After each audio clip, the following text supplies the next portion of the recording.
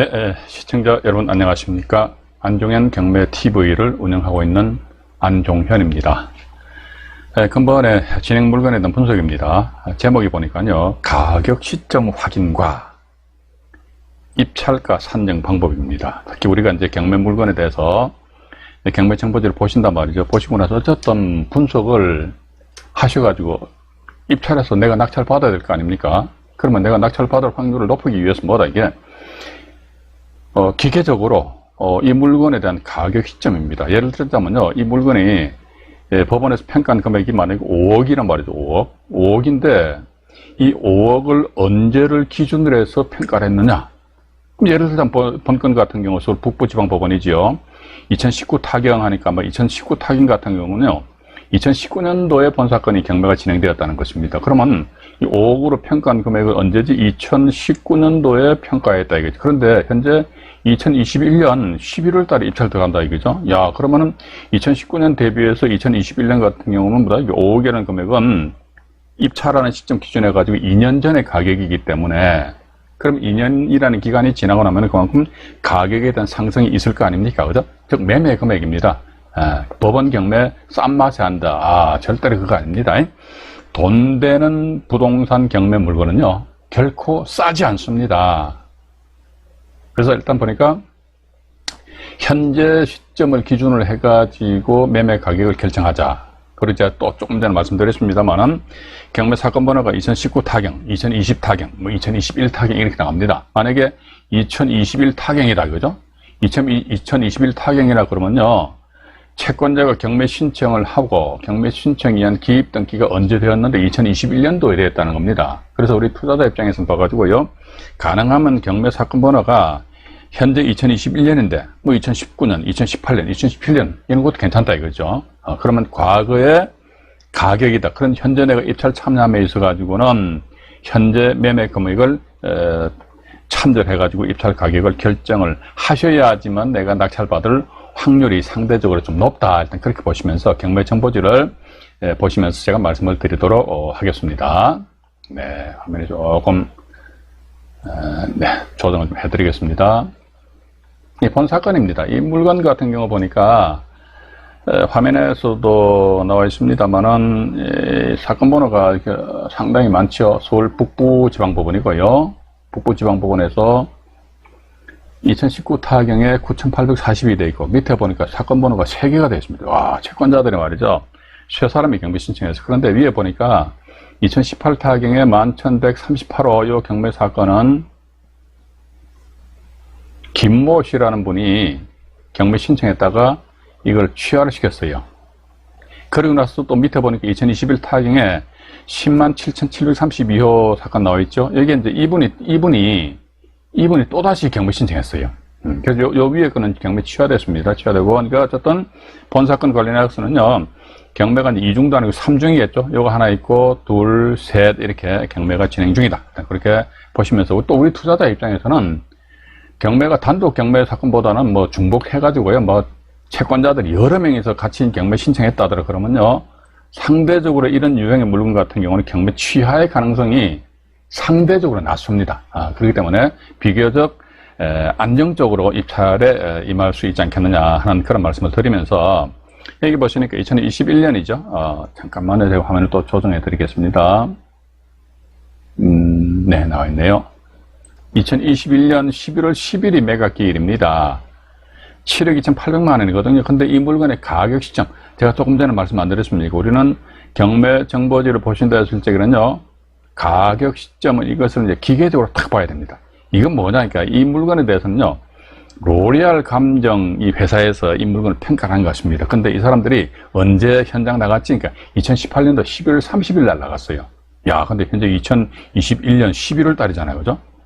그러니까 2018년 11월 30일인데 2021년 11월이면 3년 전에 이 물건에 대해서 평가를 한 금액이 7억 2,800만 원이라는 것이죠. 그러면 난 7억 2,800만 원 여기다가 조금 더 붙여가지고 입찰할까? 아니면 한번 유찰된 상태에서 다음 기회에 절대로 그건 안 됩니다. 이 물건 말이죠. 현재 그 매매 금액이 보니까 말이지요, 10억 4천 현재입니다. 11억 4,500. 다음에 갈수록 막 더 올라가요. 12억 7천 이렇게 됩니다. 이게 10억 4천짜리가 2층이고요. 11억 4,500짜리가 17층입니다. 그리고 이제 12억 7천만 원짜리가 12층인데, 이게 뭐, 2020년, 2019년도 아니고, 올해입니다. 올해, 2021년 해가지고요. 최근에, 예, 달을 거듭함에 따라 가격이 이제 상당히 많이 상승하였다더니, 본 사건 같은 경우 보니까, 7층입니다. 7층이니까 전체 층수가요, 이게 보시게 되면 이제, 15층입니다. 경매정보지상이 19층으로 나와 있는데요. 1호 라인과 2호 라인은 여기 15층이고, 3호, 4호 라인이 19층이고, 5호, 6호 라인이 17층 이렇게 됐어요. 본건은 이제 702호니까 15층 중에서 7층에 해당이 되거든요. 그래서 이런 유형의 물건에 대해서 여러분들이 입찰을 들어가신다 하더라 하게 되면요. 법원에서 평가한 이제 7억 2,800만 원 안 했습니까? 이것은 이제 3년 전의 가격입니다. 이거는 이제 우리 말 그대로 무시했어야 됩니다. 무시하시고, 현장 가셔가지고요. 말 그대로 부동산 매매 금액 안 했습니까? 매매 금액. 어떤 이제 우리가 국토교통부 실거래가 사이트를 방문해 보시면 최근에 거래된 그 사례도 나와요. 그럼에도 불구하고 어떻게 하신다 하더라? 현장 가서 부동산 중개업소 방문하셔가지고요. 정말로 이게 얼마에 매매되었는지. 또 하나 더 중요한 것은 뭐냐면요. 요 본건 보니까 이게 32평형입니다, 이게. 예, 32평형인데요. 32평형인데, 32평형에 7층이잖아요, 7층. 7층인데, 부동산 중개업소 가셔가지고 32평짜리 일반 매물로 나와 있는 거 있나요? 그러면, 엄청 많아. 얼만가요? 그럼 제가 조금 전에 말씀드린 매매 금액 아니십니까? 그 금액 대비해서 비슷하게 나왔다더라. 그러면 차라리 일반 매물로 매입을 하시는 것이 좋지 않겠느냐만, 일반 매물로 매입을 하신다더라 하게 되면은 하다못해 가격에 대한 흥정도 할 수가 있거든요. 법원 경매 같은 경우는요, 이게 뭐 완전히 깜깜이 투자일 수도 있지 않습니까? 1원이라 단돈 많이 쓴 사람한테 이게 낙찰의 어떤 기쁨을 주기 때문에. 그래서 근데 현장 가보니까 32평형 아파트 있습니까? 없어. 야, 근데 마침 있잖아요. 본건 이게 하나 경매 나왔던데. 먼저 한번 그분들이 이야기하실 겁니다. 하면서 또 어떻게 보면요, 부동산 중개 하시는 분들은 잘 그러시는 않으시는데 본인들이 또 역정보를 흘릴 수도 있거든요. 왜냐면 본인들이 입찰 들어갈 수도 있는 거 아닙니까? 물건 괜찮으니까. 자기네들이 그 지역에서 부동산을 하다 보면, 야, 이 동네가 보니까 가격이 앞으로 더 치고 올라간다 이거지. 그걸 알게 되면은 외부에서 투자하시는 분들이 오신다 그러면 역정보에, 이게 뭐 별 메리트 없어. 이 낙찰 받아서 뭐 할 건데, 이런 식으로 해가지고 상당히 부정적으로 일단 이 메시지를 던질 수도 있거든요. 우리 그런 점도 감안하셔가지고 나름대로 임장 활동을 하셔야 되지 않겠는가 하는 그런 생각을 가지게 됩니다. 그럼 밑으로 잠깐 내려가 볼게요. 내려가 봅니다. 내려가 보니까요, 여기 보시게 되면 이제 여기 강제경매, 뭐 임의경매 이렇게 나와 있네요. 이게 이제 이 중소기업은행입니다. 여기 이제 이게 보니까 HFI 뭐 유동화 전문회사예요. 이게 중소기업은행에 저당권을 이분들이 위임을 받아버렸어요. 양도를 받았기 때문에 전체적으로 청구액을 보니까 아마 이게 약 한 4억 9천 5억 원이 채 안 됩니다. 채권자들이, 이게 경매 신청한 채권자들의 청구 채권액이. 거기다 가압류가 9,100만 원 있죠. 그러니까 5억 원 정도 잡고 가압류가 9,100이니까 그리고 또 압류가 하나 들었네요. 한 6억 정도 또 채무가 형성이 되어 있는 듯 합니다. 본사건 같은 경우에서 가지고. 그런데 지금 현재 보니까 10억 4천부터 12억 7천만 원까지. 근데 본건이 7층이니까 아마도 아까 말씀드렸습니다만 10억 4천만 원짜리는 보니까 2층입니다. 2층. 그러니까 7층이다 보니까 아마 최소한 11억 이상은 되지 않겠느냐. 이것도 제가 현장은 안 나가봤습니다만은 이 물건도 11월 11일 날인가요? 이 날짜 분명히 낙찰될 것 같습니다. 이게 또 이제 현재 제가 보고 있는 스피드 옥션 경매 정보지상에 있어서 이게 조회수가 1000건이 넘습니다. 그렇기 때문에 분명히 낙찰되지 않겠는가 하는 그런 조심스러운 생각을 해보게 됩니다. 어쨌든 제가 이 사건 관련해 가지고는 여러분들에게 말씀드리고 싶은 것은요, 경매 사건에 있어서 우리가 경매 정보지를 왜 봅니까? 낙찰 받아야 될 거 아닙니까? 그것도 수익성이 보장되는 금액으로 낙찰 받아야 될 거 아닙니까? 그러면은 입찰 가격은 과연 어떤 식으로 산정해야 될 것인가? 그러니까 첫 번째 감정인이 평가한 가격 시점을 보고 나름대로 판단하자. 또 두 번째 보니까 본 사건 같은 경우는 2019 타경 이렇게 나가거든요. 2019 타경이니까 법원에서 이 경매 사건 번호를 표시한다. 그런데 보니까 2019냐 2020이냐 말이지 2021이냐 이런 식으로 해서 이 사건 번호를 보시면서 그러면 이것은 3년 전에 가격이기 때문에 이것은 무시해버리고 현재 매매 가격이 얼마인가 이것도 확인해 보시고, 또 하나 더 뭐냐면요, 경매 정보지를 보셔가지고요, 이 본사건과 관련된 동일한 면적이 경매가 넘어왔는지 경매 사례, 해당 번지 경매 사례가 있습니다. 예. 이런 것도 한번 확인해 보십시오. 근데 본건이 보면요, 이게 요건 취하됐습니다. 요 본건입니다. 700이요. 이는 아마 강제경매 신청했던 경매 취하됐는데요. 요건 같은 경우에 지금 잠깐만요, 이게 조회수가 지금 확인되나 모르겠네요. 나와 있네요. 그죠? 조회수 보십시오. 1374번 조회됐다는 것입니다. 그리고 또 하나 더 제가 여러분들에게 말씀드리고 싶습니다. 뭐냐면요, 네이버나 다음에 가셔가지고요, 검색창에다가 이 건 같은 경우는 이제 해당 사례가 없는 것 같아요. 2017년도니까 이건 뭐 비교 대상이 안 될 거 아닙니까? 그죠? 그래서 이런 경우는 좀 참조를 하실 필요는 없으실 것 같고, 자, 그렇다면 본건 같은 경우 보면 현재 서울 북부지방법원 해가지고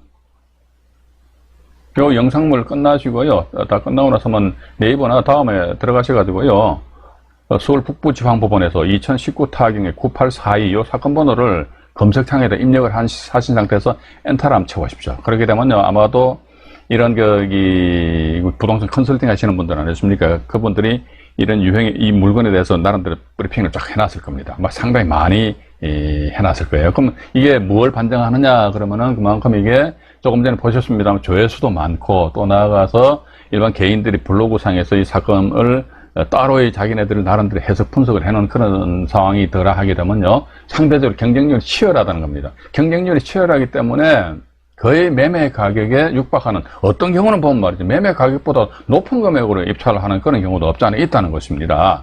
왜 그러느냐 이거지. 그건 아마도 앞으로 이제 가격의 상승을 예측을 하고 아마도 입찰을 하셨지 않겠느냐. 죄송합니다. 화면이 좀 이상한 화면이 나와버렸네요.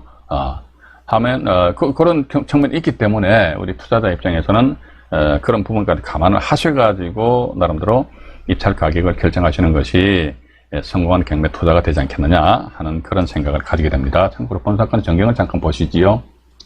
전경 보시니까 다음 로드뷰를 잠깐 볼까요? 로드뷰를 보면요, 여기가 아파트가 한참 이게 잘못 찍힌 것 같네요. 봐가지고 여기는요, 한참 나가야 되는데 조금만 더 기다려 보십시오. 네, 아파트 단지가 이런 식으로 이제 주변에 이렇게 이제 나 있다는 것을 좀 보시면 되실 것 같아요. 어쨌든 임장 활동을 통하셔가지고요, 가장 중요한 건 뭐다? 매매 금액이 얼마인지 여기에 대한 정확한 조사 분석을 하신 상태에서 입찰 참여하시는 것이 좋지 않겠는가? 또 하나 더 말씀드리면, 여기에 보시면은 임차인 안에 보면요, 우모 씨라는 분이 계시거든요. 우모 씨라는 분이 계신 이분 전소유자입니다. 전소유자고, 또 여기 보시면은 어쨌든 2002년 11월 21일자 중소기업은행입니다. 이 중자가요, 중소기업은행의 저당권이 하나의 말소 소멸 기준 권력이 되지 않습니까? 그런데 이분은 언제 창립 신고했습니까? 2006년이니까 이 사람 설사 전 소유자가 뭐 자기 임차인이라 할지라도 대항력은 없다는 거. 그래서 큰 권리상의 하자는 없고 단지 뭐다? 매매 금액을 정확하게 조사 분석하셔가지고 과연 낙찰받는 것이, 그것도 얼마에 낙찰받느냐, 얼마만 낙찰받을 수 있나요? 라고 그렇게 질문 주시는 분들 간혹가다 계시거든요. 그럼 저는 그 질문 받고 나서 0.5초도 안 기다려가지고요, 잘 모릅니다. 그럼 모르죠. 어떻게 합니까? 그래서 현장을 방문하셔가지고요, 부동산 중개업소 매물을 확인해 보시고, 그 다음에 또 낙찰 받게 되면 그분들한테 가셔가지고요, 있는 그대로 다 깨놓고 이야기 하십시오. 때로는 어떤 분들은 역정보를 알려주시는 분들도 계시는데, 사장님이 내 낙찰받으면 사장님한테 전속으로 드릴게, 내가 전세 뺄 테니까 전세 얼마예요? 이런 식으로 하면서도 전세 수요가 많은지 작은지 이런 것까지도 한번 조사 분석해 보시는 것이 어떻겠는가 하는 그런 생각을 가지게 됩니다. 이상 서울 북부지방법원이고요. 사건, 2019 타경의 9842호 임의경매 사건입니다. 1차 매각 기일인데요. 2021년 11월 10일이고요. 최저 매각 금액이 7억 2,800만 원이니까 이 금액의 10%인 얼마죠? 7,280만 원을 입찰 보증금으로 준비하셔가지고 입찰 참여하시면 되실 것 같습니다. 좋은 결과를 기대해 보면서요. 이상 안종인의 말씀드리겠습니다. 구독과 좋아요, 알림 설정은 영상물을 제작하는 데 큰 힘이 됩니다. 네, 고맙습니다.